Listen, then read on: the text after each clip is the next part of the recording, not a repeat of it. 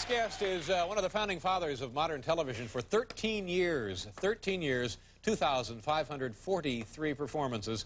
This man introduced America's boys and girls to the residents of Doodyville. What time is it?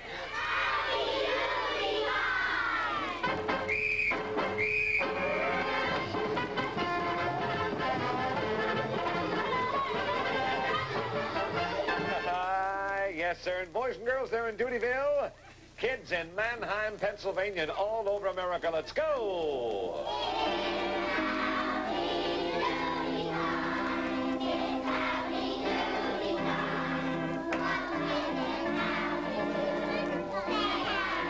Ladies and gentlemen, please welcome Buffalo Bob Smith.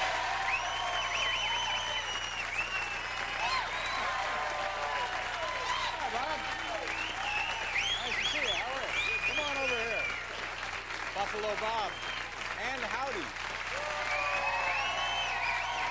Good to see you. Thank you, sir.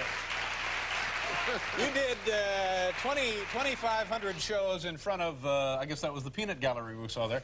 Was that fun? Was that annoying? Was it a good thing about the show? Was it ever trouble? How many kids were in the gallery? We had 40. Yeah. We limited to 40. And how were they picked? I hate to tell you, I don't think very many people that wrote in for tickets got them. They're all friends of big shots. Yeah, we had 2 sponsors a day, and each sponsor got 10. There's half of them gone. Yeah. I got 4 a day. Each cast member maybe got 3 or 4 a week. Yeah. And the rest went internally through station relations and whatever. Just one of many scandals surrounding the show.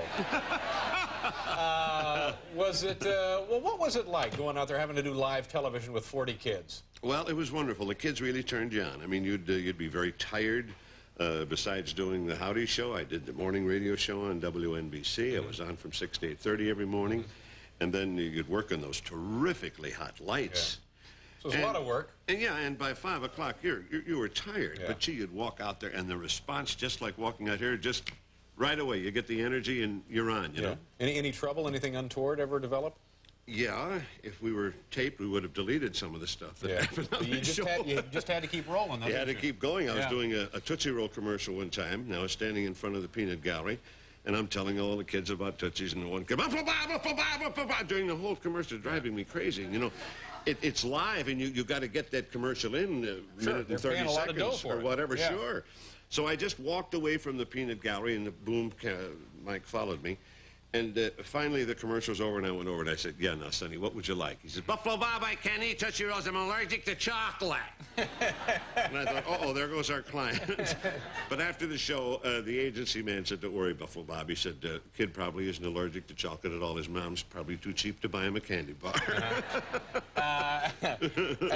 Would they get really excited and sometimes want to come up and grab you or Howdy? Or As a matter of fact, one day, one kid did grab me. It was early 50s. It was a Halloween night, and we had the whole set decorated with live pumpkins and cats and witches and whatever. Right.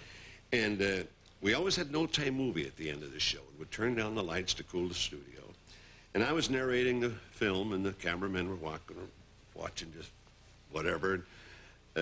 While I'm telling about the movie about this fellow who was asleep all the time, and I nicknamed him Rip Van Winkle. So I'm telling kids about old Rip, and the little kid came out of the gallery and tugged at my pant. Like I said, what do you want, son? And he says, Buffalo Bob, I got a tinkle. Well, obviously, I can't go tinkling with the kid, you know? So I pointed to one of our cameramen, thinking the kid would go over and get a tinkle partner. But in the same direction that I was pointing was our puppet stage, and on the floor in front was a tremendous lighted pumpkin. So, I guess the little kid thought I was pointing toward the pumpkin because he proceeded to go over and put out the candle. So, I didn't see this. Howdy really enjoyed that one, didn't he? He certainly got a good laugh on that. Oh, come on, Howdy. Now, so I didn't see this, David. I'm watching the monitor, but the cameramen saw it, and they were hysterical. Then the kids in the Peanut Gallery saw it, and one kid said, Buffalo Bob, Sissy in the pumpkin! So I stood up and saw this kid standing there, and I was completely hysterical. I crawled off the set on my hands and knees. I didn't come back till the next night. Dayton Allen, one of our puppeteers, had enough composure to come down and do the closing narration on the film and say goodbye to the kids. Yeah. So the letters and the phone calls we got were terrific. Yeah. So we said, no, we got to answer these people. What do we do?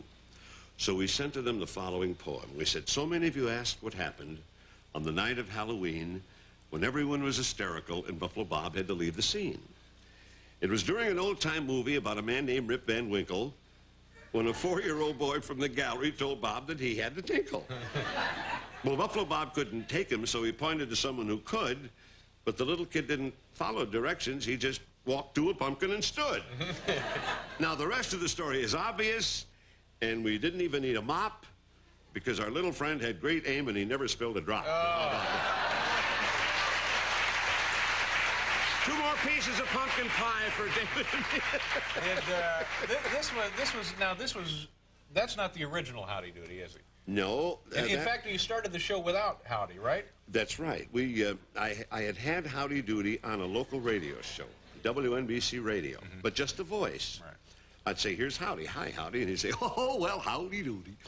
And then I'd just talk to myself. Well, the kids would come in and they'd see this radio show. Right. And they said, well, where is Howdy Doody? We want to see him. So we talked to the network people at NBC, and they said, yeah, we had a kids show in mind. Matter of fact, we were going to do a show with puppets.